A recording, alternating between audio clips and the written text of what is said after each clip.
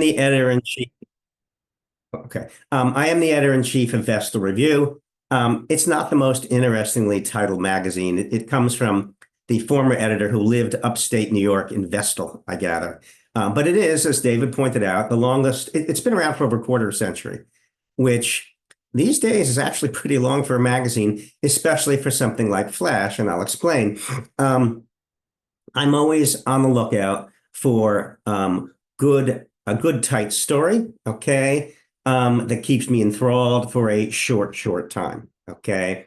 As the author of Brevity, which is a Flash Fiction Handbook, I talk a lot about what works in a small space, what kinds of narratives can be introduced, developed, and concluded in under 1,000 words. To give you an example, there's the vignette or slice of life approach, a scene that may seem ordinary, but which reveals perhaps, hidden depths after that scene in the restaurant. Okay, she realizes she never loved him. I think there's a lot of scenes in restaurants like that. There's the rant or monologue in which the angry speaker complains about anything from a rotten relationship to a bad slice of pizza, which, as everyone knows, is almost impossible to get in North Jersey. There's the twist story, okay, where the ending is suddenly what you least expected, right? The person you thought was your enemy turns out to be your best friend, etc. All these approaches, excuse me, have to be efficient at what they do because you only have a few pages at most to develop the plot and then close it down. So one of the sort of foci now is what if. Stories that rely on what if premises, I find particularly suitable for this treatment. They may partake of fantasy. They may be also part of our world. If I was doing whiteboard now, I'd start chalking up on that, but I'm fine without it. Maybe, for example, what if a hurricane takes away everything you own except the possession you're most ashamed of? I actually haven't done that one yet, but I'm going to any one of these days. In general, I would say with what if here, sorry, are two ways to proceed. One, okay, take a strange premise and carry it to its logical end. Suppose we all grew, let's say, an extra flap of skin. Well, people might become vain about their flaps. Would plastic surgery offer ways of sculpting or augmenting your flap? I don't know, but the other is the opposite. Take a logical observation to an absurd extreme. For instance, social media are taking up more and more of our time. What would happen if people began accessing it every single moment of their waking lives? Some people say this has already happened. In any event, how about if we introduced brain implants to accomplish that goal? Which, by the way, is also, I think, in the offing. In any event, the pattern, I think, which anyone can follow resembles that of an anecdote. That is, proposition, extension, payoff. I am tempted to tell a few jokes to illustrate, but my friends have begged me not to. So, as for me, I've published in a lot of different directions, but for years, I've been working on this form, which I'm going to call any fiction under 1,000 words. Those 750, 500 are also benchmarks. There are some places that restrict it to 100 or fewer. Other species can be as short as 25 words, once called hint fiction, or even 140 characters, which is, and that includes, by the way, punctuation spaces, called nanofiction, or sometimes Twitter fiction, because that, in fact, was the maximum space you had for the original Twitter tweet, before it was Twitter X. In any event, as the creative writing program director at Montclair State University in New Jersey, for those who don't know, I also teach workshops there where flash fiction, it's not quite the staple form, but we do a lot of it because it is, for those of you who teach, it is, I think, easy enough to see what's right or wrong or somewhere in the middle with student fiction in 3 pages as it is if they come in with a 20-pager that doesn't work, or whatever it might be. The mantra I always say is less work for mother. Though I also like the form. So here are a couple of ways I can get my workshop participants started. Write 500 words on how you got arrested for shoplifting at Costco. Make it a good story. Avoid the usual excuses. I think as a teacher, one of my jobs is to cut off, I don't want to tell them what to do, but I want to cut off the path of least resistance. All right. Rather than, oh, I was hungry, that kind of thing.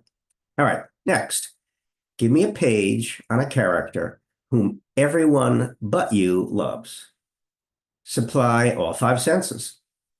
What do they sound like when walking across a room?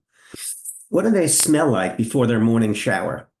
What do they feel like, look like, maybe even taste like? Bonus, supply a 6th sense if you can.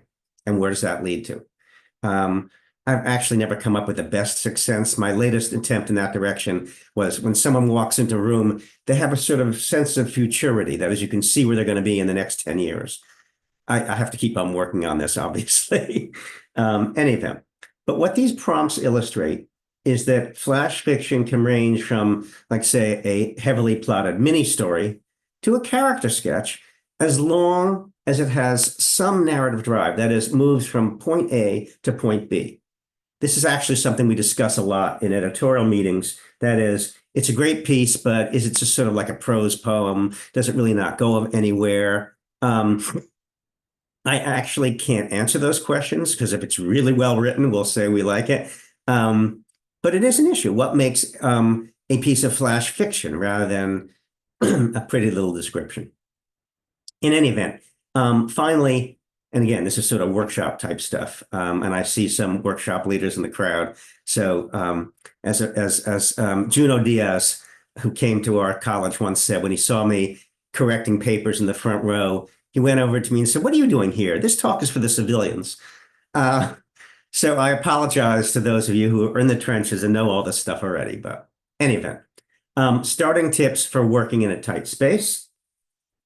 One, I would say, cut the opening and get right to the point. It is too tempting.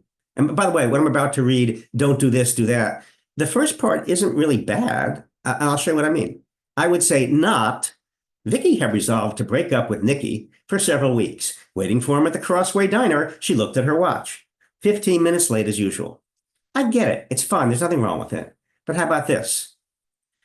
If I added up all the time I've waited for you, Vicky told Nikki, I'd have a month or 2 to play with. Boom. And you get the whole thing. And it's action, and that is to say dialogue.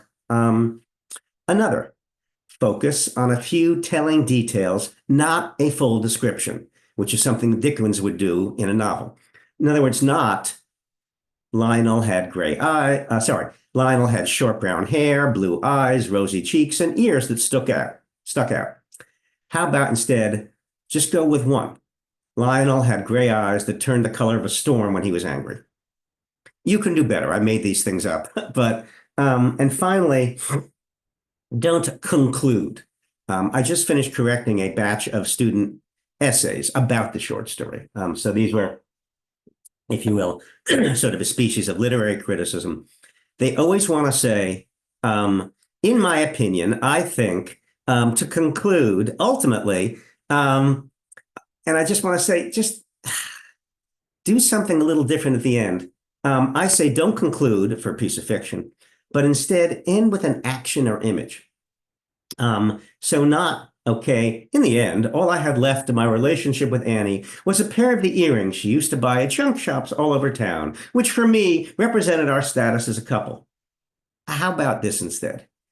In my hand was one of Annie's battered silver earrings. I made a fist.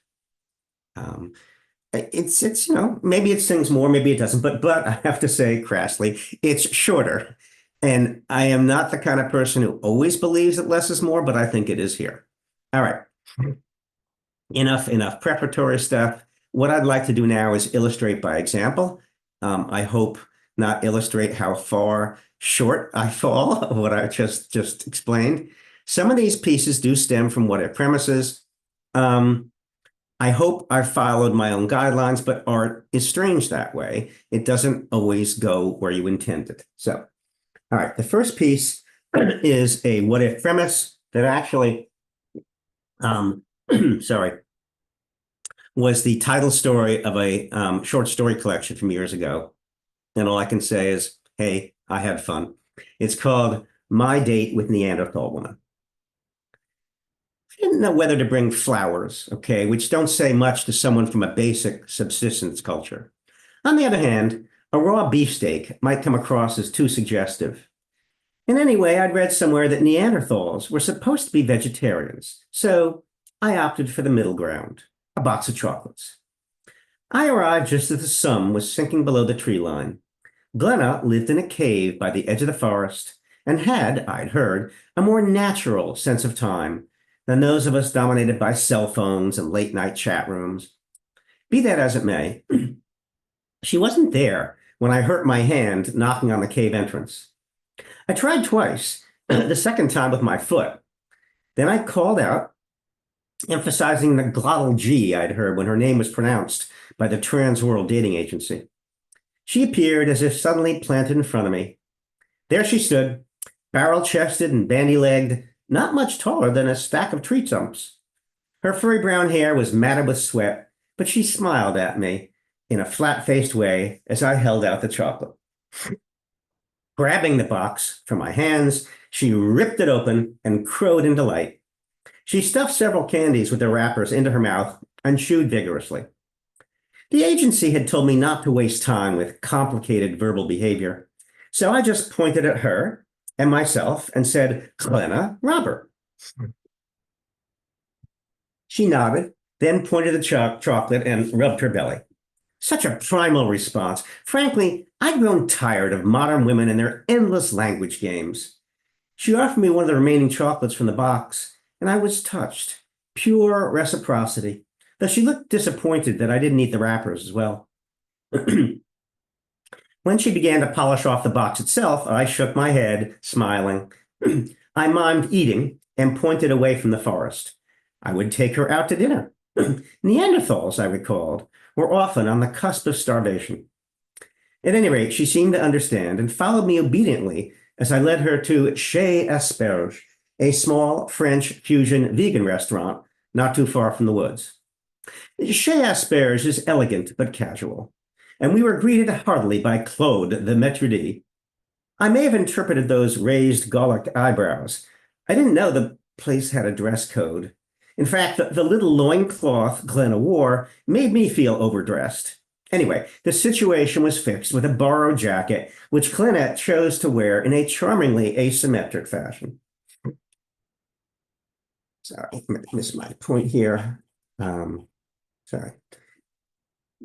God, I hate all the introductory explanations of a first date, which is why I was so happy none of that mattered to Glenna. With an easy familiarity, as if she'd known me for years, she spread her arms on the table and scooped up half the mashed lentil dip. It's true, a woman who enjoys her food is sexy. Of course, she offered me some, and I showed her how to spread it on pita. But knives seemed to frighten her, and I'm sorry about that scar she scratched on the table. Still, we had a lovely meal. She particularly enjoyed the raw vegetable plate. After dinner, I walked her home along the forest path. Movie nights and club dates could come later, if at all. I didn't want to overstimulate her. Even electric lights made her twitch a bit. But along the path, the moon was out, illuminating Glenna's short but powerful body in a way that was weirdly beautiful. When I reached for her hand, first she jerked back. Different cultures have different intimacy rights, the agency guy said. So I took pains to explain that my intentions were honorable. Maybe she couldn't understand the words, yet I think she got the gist. And anyway, there's a limit to what I can achieve by gestures. Eventually, her hand crept into mine and nearly crushed it. My miming of pain, hopping on one foot and flailing, made her laugh. A sense of humor is very important in a relationship.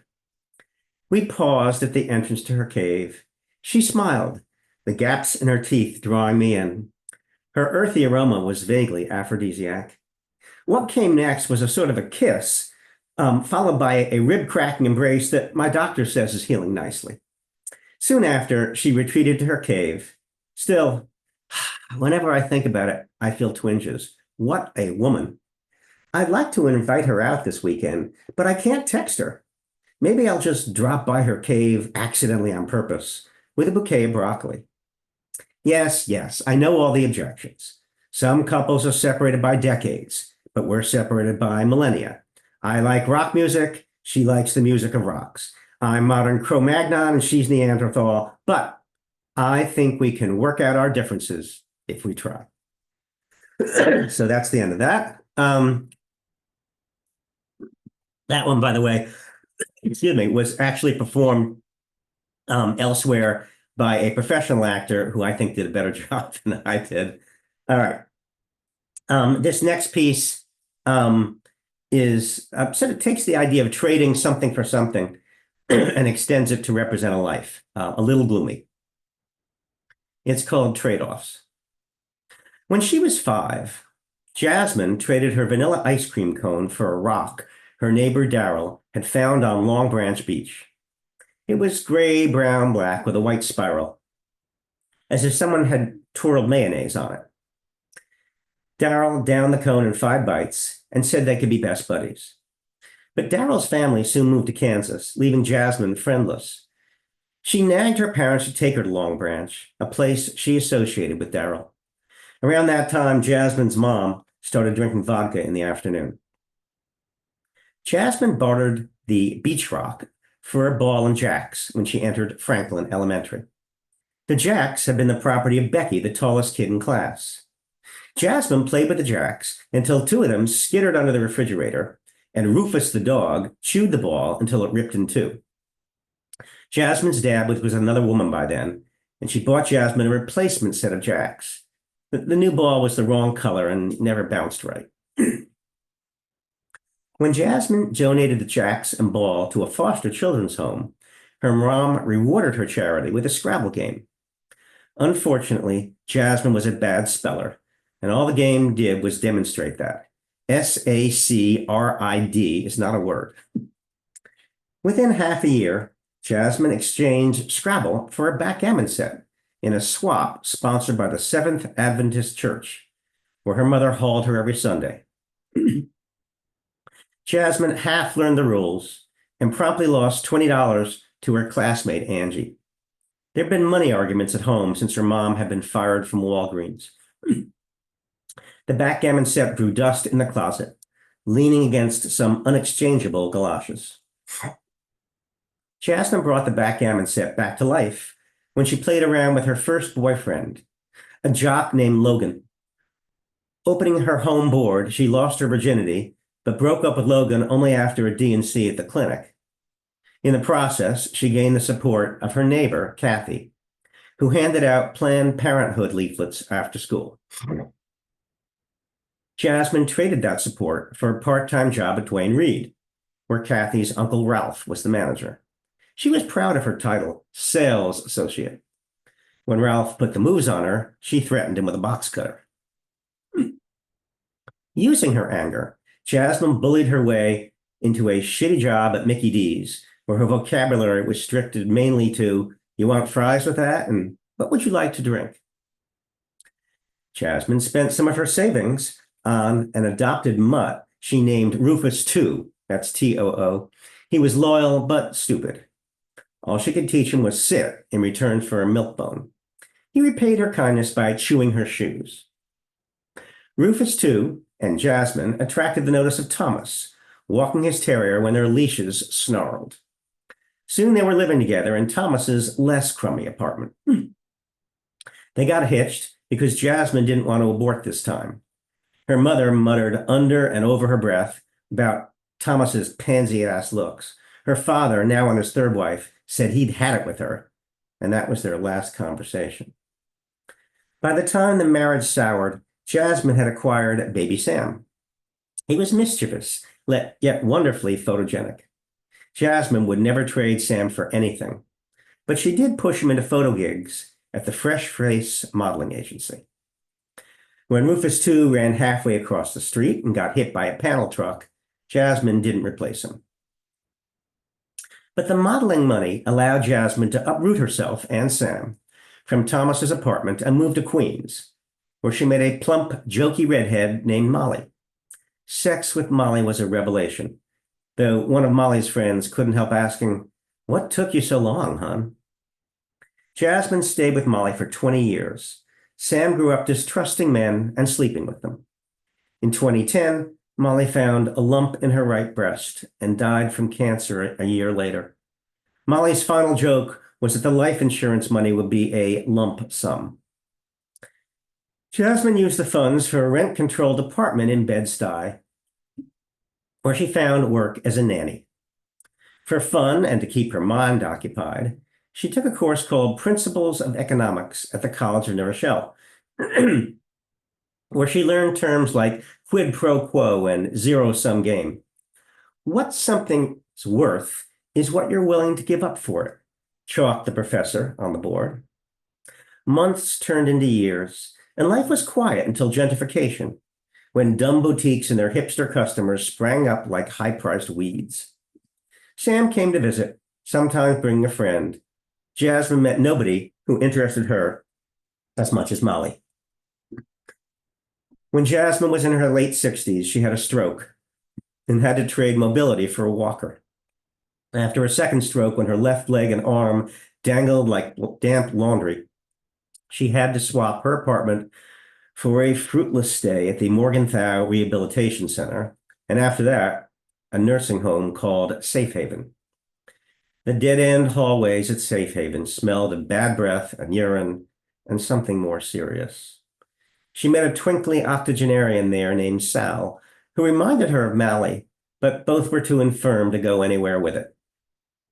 Though she still needed help dressing, Jasmine traded up with congestive heart failure. In the few months left to her, she spent a lot of time wondering about the exchange value of her life.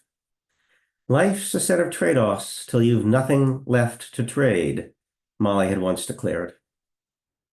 Jasmine's final swap was her bed for a decorated urn to contain her ashes. Sam, now a middle-aged guy who lived in Jasmine's old apartment, picked her up at Morgan's funeral home. A month later, he drove to Long Branch Beach, which his mother had often spoke of, and flung handfuls of her ashes over the bay. The wind took the ashes and returned saltwater spray, the scent of hot sand, and the far-off plaintive cry of a gull. Sorry about the downer. I do like the concept, though, the idea of trade-off, trade-off, trade-off. If this resembles your life, as it sometimes does mine, I am sorry. All right, I'm not sure how to describe this next one without giving it away, so I will simply give you the title. It's called No School Day.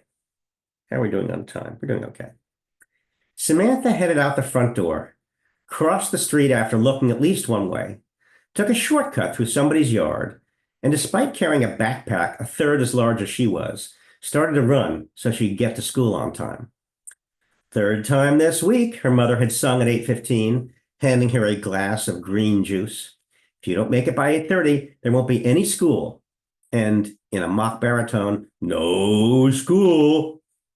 Samantha gulped down the puree, slung on her backpack, which weighed more than all four of their cats, and race-walked out the door. She did like school, enjoyed the animal stories in her third-grade class, admired Miss Ostroff, her stylish teacher, in her black leather miniskirt and funny glasses, who was so helpful with the multiplication tables. She got to throw a playground ball against the wall during recess, and even enjoyed lunch when it was cheeseburgers. So why was she so often late? Excuse me. It might have had something to do with her penchant for dawdling on the way there, distracted by a maple leaf shaped like a hand about to snap its fingers, or the desire to circle the block 3 times to see if the sidewalk turned into a boiling river after the second time. But the reason this morning was that she'd been having such a good dream about growing lavender butterfly wings and soaring through the school cafeteria that she'd wanted it to continue. The last time she was late, her mother had received a note from school and shown it to her. "I'm not driving you." She told her. You need to fix this yourself, or maybe there'll just be no school. She said that twice. No school. She also cautioned about large-scale mirages and tornado season, but Samantha was preoccupied by a loose shoelace and didn't hear that part. No school? Now Samantha really had to hurry. She ran so hard the last 2 blocks that she tripped on a crack in the sidewalk and went sprawling, scraping her knee on the concrete. At any other time, she would have examined her leg and finger painted any blood into a long, droopy S. Now she just picked herself up and kept going. Because everything was a blur, she imagined she was traveling faster than light. Where the red brick building of Brookdale Elementary, she rounded the last corner, stopped short, and blinked hard. Where the red brick building of Brookdale Elementary should have stood lay a grassy field bordered by trees. No structure, no people. Just a host of giant cicadas making their ooey, ooey sound. Catching her breath, she looked back at the street corner, Elm and Warren. That was right. She checked the pocket watch her mother had given her last month so she wouldn't be tardy. 8:35, a little late, but still. She stared at the field till it stared back. The beady eyes of the cicadas followed her. She shouted, "Where is everyone? What happened to school?" She whirled around, hoping that on the next turn or the one after that, she would catch the scene unaware and fix it back in place. She called out again, this time a big fat, "Hey!" But the only reply was the wind in the trees, harmonizing with the sound of the cicadas. No school, as her mother had warned. Forever and ever? Or just for a day? What would she do? Where were all the other children? Where was Miss Ostroff and her funny glasses? She walked around the field and kicked the only stone she found. What could she do? She certainly didn't want to go home and prove her mother right. She inspected her knee, just a scrape, no blood. Squeezing her eyes shut, then opening them, she reached a decision. She might have been late, but now she had time. As if the field were a classroom and the nearby sycamore a teacher, she placed her backpack by the edge of some tall weeds and sat on the ground. Raising her hand to volunteer, she took out her textbook and began to read out loud. That may be frustrating for people who want to know what happened, but I can't help you out there. All right. This next one is for all of us who are phobic in one way or another, which I gather is probably about 90% of us. All right. So Sarah, it's called Shelter. Sarah won't get out of the van. It's been half an hour since the group and tour guide left. And by now, the door should be safe to touch, but the curved green metal handle is still poisonous as a snake. She remains in the third window seat, hands clasped, but not praying because religion isn't one of her superstitions. The portraits she received of God always showed an unfriendly old man, given to strange tricks and abandonments, like her father who deserted the family when she was 5. Sarah's last boyfriend, Eric, left her 2 years ago, advising her to see someone about the problem. A form of agoraphobia, maybe claustrophilia, that made her feel safe in cocoons and frightened of exits. Inside, warm, outside, evil, the prospect of which paralyzed her. She sensed a rush of colored air whenever she made it outside, a breeze heightening to a gale that knocked over the chairs in her brain. Hours to recover. She had been an adventurous child, bicycle rides to anywhere, coming home long after her mother had started with the booze. At school, she'd been the one late to class because she'd found a new route to ride with a vacant lot to explore. Her first episode was right after college. She couldn't emerge from a dented Honda she and a friend had borrowed to visit New York, right after the driver's door slammed shut. She stayed behind the protection of the tinted glass windshield, as dread amassed like a 10-foot wave, beyond which lay inundation. Episode by episode, the dread turned into an all-pervading anxiety that could attach itself to anything. A brass doorknob rotating ominously, behind which unspooled the endless corridor, a view of the front walk that led to Hades, anything outdoors. She changed jobs from office staff to online gig, working for a pet care content provider. She went to see a psychopharmacologist who put her on Wellbutrin and Klonopin. Some days that worked. She located a new boyfriend on OkCupid, a coder named Will who found her attractive and liked her self-deprecating wit. She was just fine for over a month. But on their fifth date, when he took her to dinner, she found herself trapped in the restroom. She couldn't get out for an hour. They talked about it afterwards. Will said he suffered from fear of heights and understood. Then came the incident in the park, where she hid under a bench, her legs bent beneath her. I was going to try to imitate that. Bent beneath her head back, the green slats barring her face. Will finally coaxed her out by wrapping her in his overcoat. And now this in the van. Will's expression blended confusion and disappointment. He left with a group, saying he'd return before too long. She waits in her seat, the fear transferred to the blocky stitches in the ceiling, 107 of them, and the miniature gray curtain, half blocking the window, which is preventing her from taking a full breath.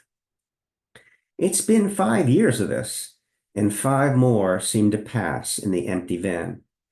She reviews her job, her meds, her short-lived future with Will.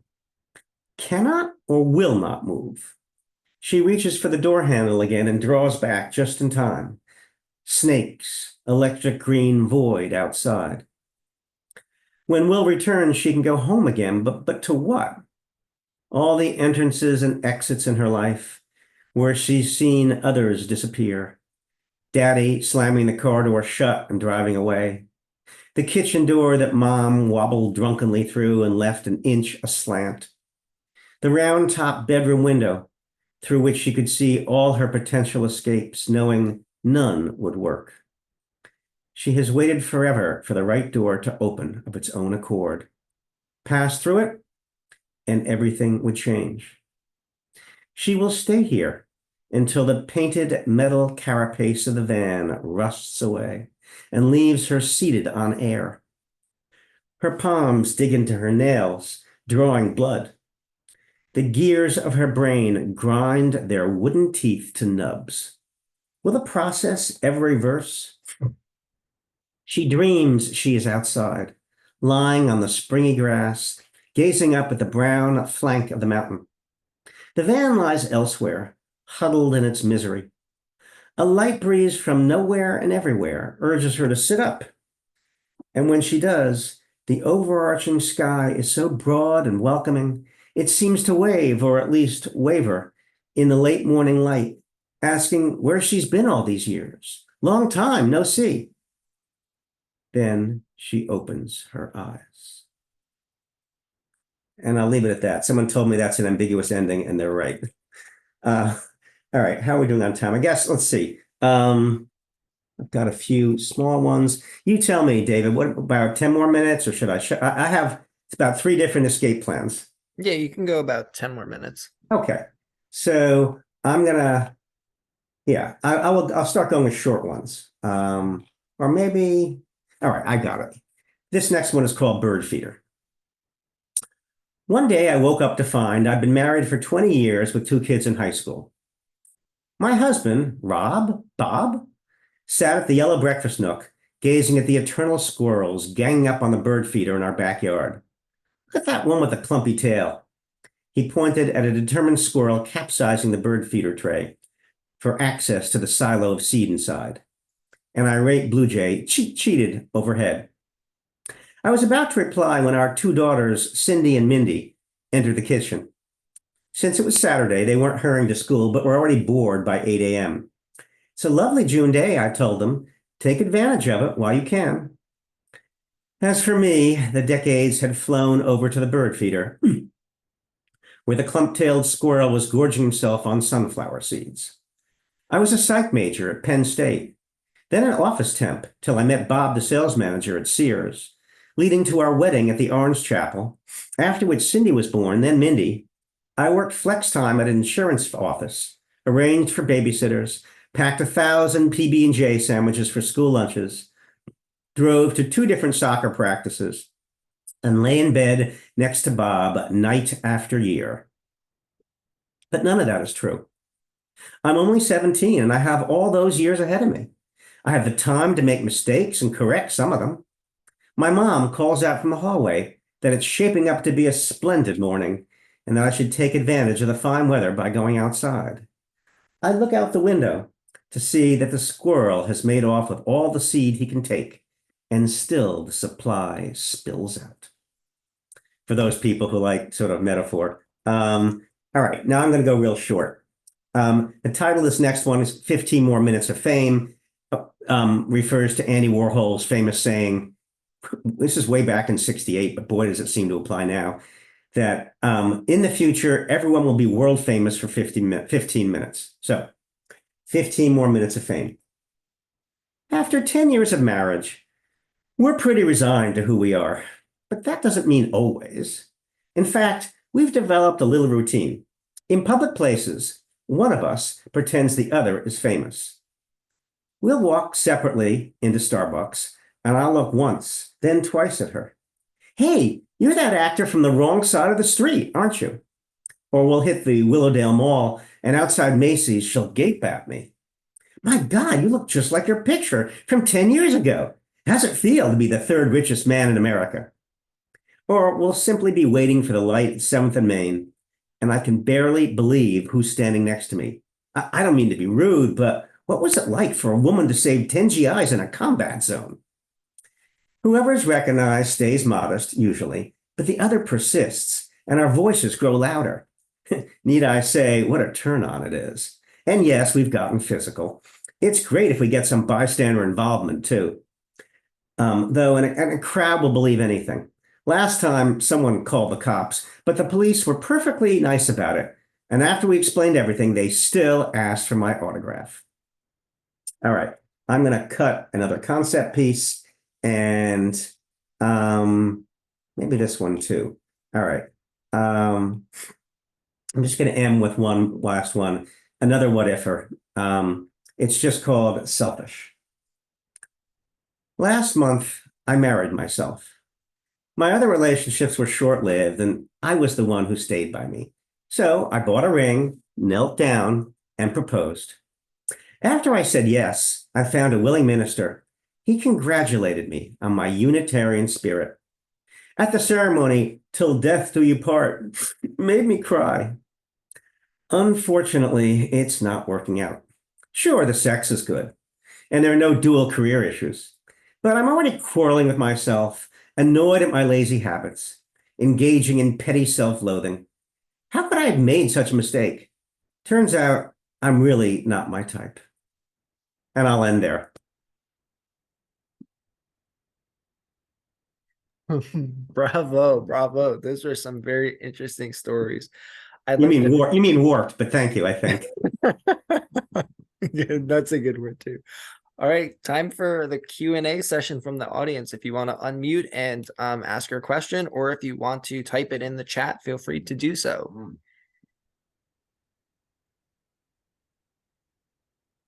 Should I just read the chat, or does someone want to say something? Or I'll say the question. So yeah. This is from my department head, Chuck Porter. As someone who has worked in so many different genres of writing, fiction, poetry, kids' books, and even writing advice, do you find that each genre informs the others, or are you drawn to each as a distinct form for its precise purpose? Do pieces ever move from one form to another as you draft? It's an excellent question. I advertise myself as either a shameless eclectic or a shameless hack who'll write for anyone who'll pay me and many who don't. But I have an unfortunate tendency to write in too many different directions because I have fun. It would be better for my author profile if I just wrote, I don't know, long, gloomy novels or something.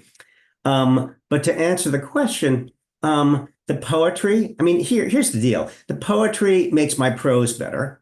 I have a poet friend, Beth Ann Fenley, who teaches at Ole Miss, who used to tell me, she said, David, haven't you ever noticed, okay, when when you're criticizing a poet, you say, "Ah, your lines are too prosy." But when you're complimenting a fiction writer, you say, "Oh, how poetic." And so, yeah, some of my poems end up as small pieces. The poetry helps the fiction. Anyone, I mean, right now I have a couple of students from the film program. They have a really good sense of scene. So yes, it all kinds of cross-pollinates. I've done translation work, which makes me feel very, sort of sensitive about the right word, if there even is one. Again, the short answer is yeah, it sort of slops all over, but that's okay with me. Okay, awesome. All right, another question from the chat. Do you have a favorite, and are some of your poems ever about yourself or your life experiences? Yeah, it's a good question. Where I teach or when I attend a poetry reading, it is amazing how many of the poems, often first person, are about me, me, me. I have no objections to that. I think you should write, well, certainly it's right about what you know. But I do occasionally long to found a school of fictional poetry. It's poetry about someone else. And in fact, years ago, I published a poem called List of Things I Need to Tell My Sister Now That She's Dead. It got published, it got a little talk, and a few people rushed over and said, "Oh, I'm so sorry your sister is dead." And I said, "No, she's not." And to some people, though this is a lie, I said, "I don't have a sister." Uh, which is not true, but I do. But the point being, sure, occasionally it's autobiographical, but one of the reasons I write is to get away from myself. I don't know how the rest of you writers feel, but the whole point, not the whole point, some of the point of writing is to be elsewhere, to be a different person. I really do like that. So, Okay, another question from the chat. What made you want to become a writer? Were you always good at it? I don't know about always good at it. You could ask my parents, though they're no longer living. I mean,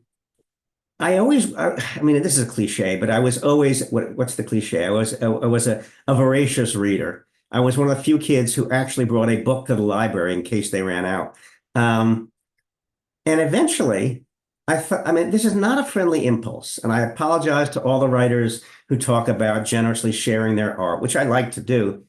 I'd read enough, so I thought, I think I can do this. And I started writing something.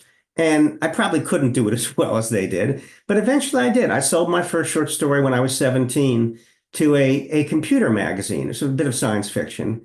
I'd love to say that's what started everything. In fact, it was 2 years before I sold another piece. Mhm. But I liked putting the words together. I mean, I like building things. And to echo the earlier point, I liked doing something that wasn't me. So. Okay, good. Another question. What gave you the idea for My Date with a Neanderthal? Was it just something that popped into your head, or did something inspire it? My Date with Neanderthal Woman has been translated into Spanish, performed twice, once at Symphony Space in New York, had won a humor contest at one point, and I'm ashamed to say it took me all about half an hour to write. Sometimes this happens. I'm forever grateful to those kind of things. I started with the title. And I just went from there. I mean, because I'd heard so many, you know what it was? I heard so many cliches about how was your date with Henry last night? Oh God, what a Neanderthal. And so I thought, and I think this is true of a lot of good fiction. You can be more original if you'll just flip the sexes, genders, orientation, whatever. Because we live in a patriarchal culture, and to change things around is kind of neat. And that was the sole thing. And I went at it, and far less than usual did I revise. So there's no lesson in that, I'm afraid. Okay. So another question. How important is revision in your process? Uh, I'm afraid it's usually very important. I don't like to do it. I know there are other people, for example, Joyce Carol Oates, once she finishes with a story, then comes the blissful part of sort of changing things around. I don't love it because I regard it as sort of, I don't know, I've done the stuff and now I have to manipulate and so forth. But I'm a pro. I recognize that the revision stage, well, it's as someone I know said another writer friend said at dinner. She said, the first time is just writing. She said it's in the revision that I change it into literature. And she's right. There are all sorts of things that you can tweak that you might not think have much bearing or effect. Yes, they do. I have done with a novel. I have a novel coming out next year. The version I sold was 14A. So there you go. Okay. Does anyone else have any questions? Again, you can type them in the chat or you can unmute.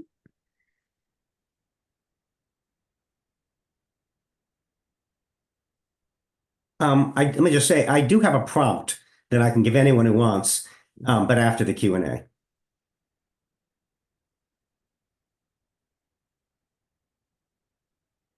Should I unveil the prompt? Yeah, let's unveil the prompt because someone may type a question. Yeah, and I'm happy to stop.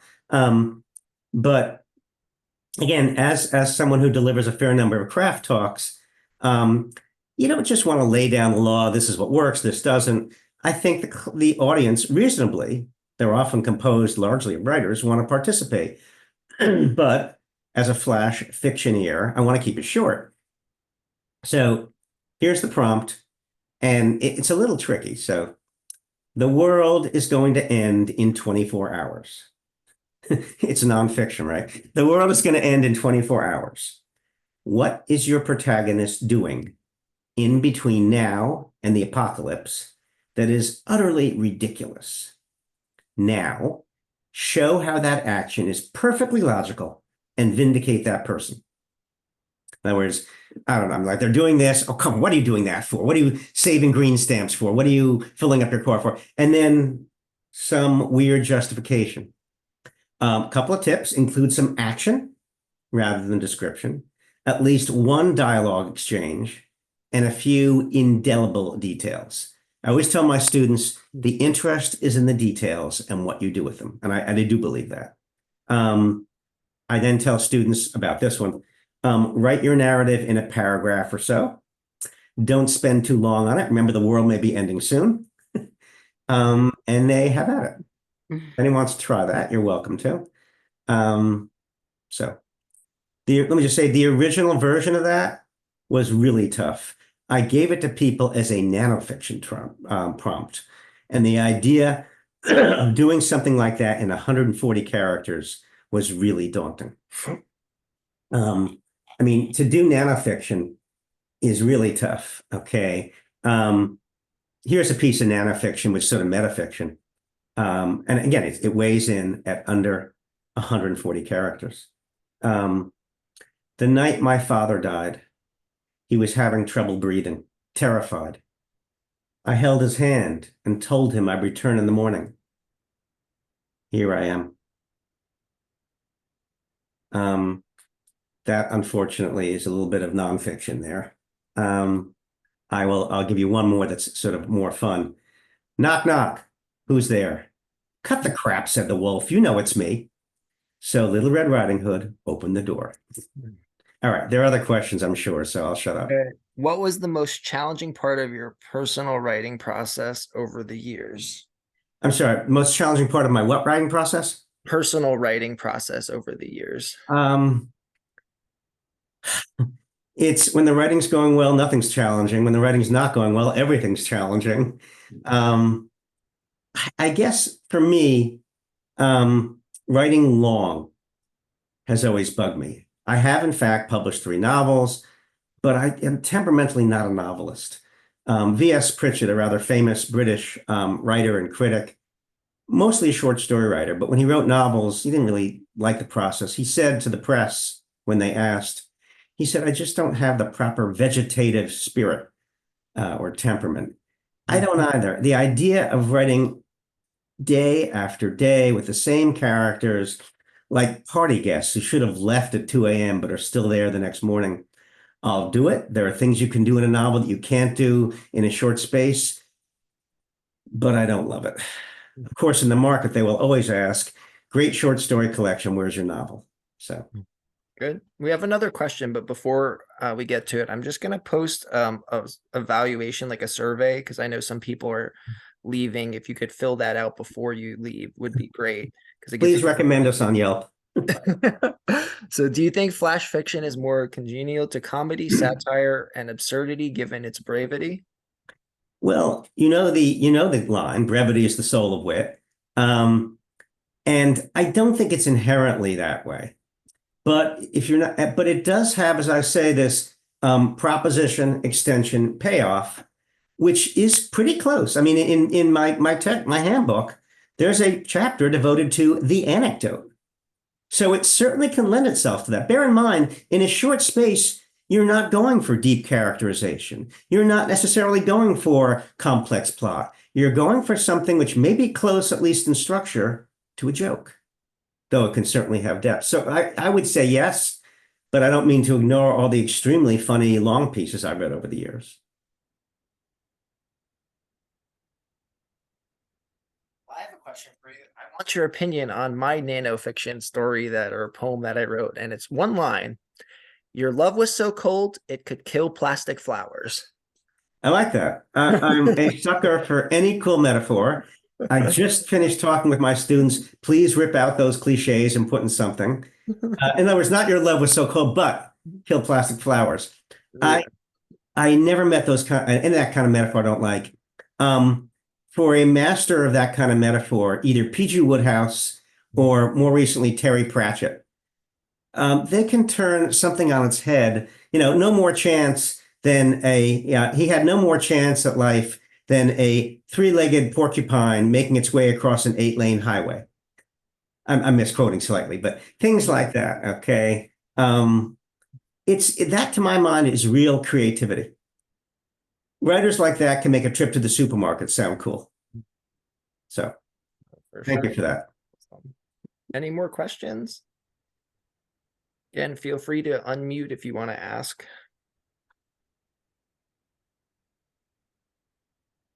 Does that mean I've answered all the questions? I think so. Okay.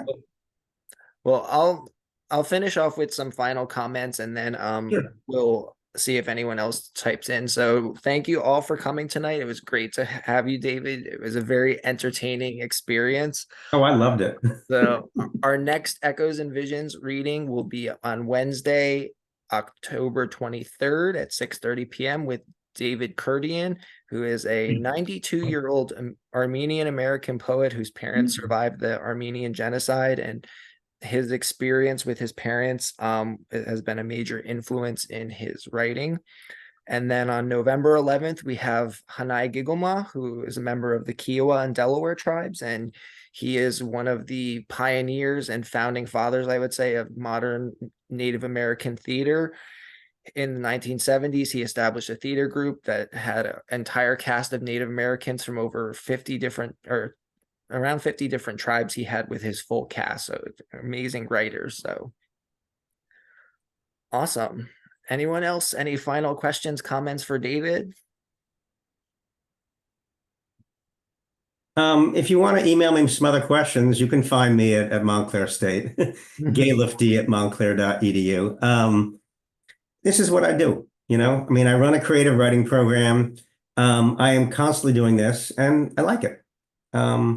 I think at this point, though I may retire in X number of years, I found my calling. Again, I see some other artists in the audience whom I know are extremely adept at what they do. We're a tribe, so. Awesome. Well, thank you all so much for coming again. If you can please fill out the survey. And again, let's give a round of applause for Dr. Galef. I'm a phony doctor, but thank you. Yeah, I tell my people I don't have patience. I'm not a doctor. Yeah, it's nice to get it occasionally, but all right. So, all right. Well, thank you all for coming again. It was a great experience. And thank you again for a really moving lecture and some nice suggestions on how to craft from the process of developing a story to the editing and revisions. Thank you so much, Dr. Galef. it was a pleasure. Thank you for having me. All right. Take care. Have a good night, everybody. You too.